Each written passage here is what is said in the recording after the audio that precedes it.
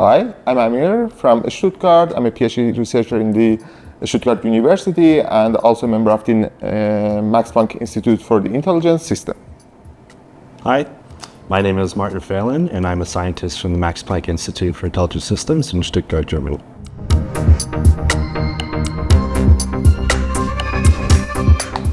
So if you take a look at the current state of magnetic resonance imaging, this existing clinical scanners suffer from economic burdens. They're expensive, harder to incorporate into clinics. So we're looking to actually develop a low-field, portable MRI system. And not only is it portable, but it's also robotic with assistance from KUKA.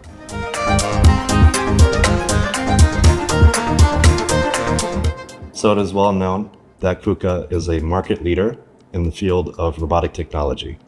So it is our hope that in the future we can partner with KUKA to actually democratize the use of a robotic MRI system. Our concept is a winner because we know for a fact that this has never been done before. Me as a scientist and also an entrepreneur, I'm personally excited about this project because I don't know if it's going to work, but I know that we're challenging a paradigm for diagnostic imaging.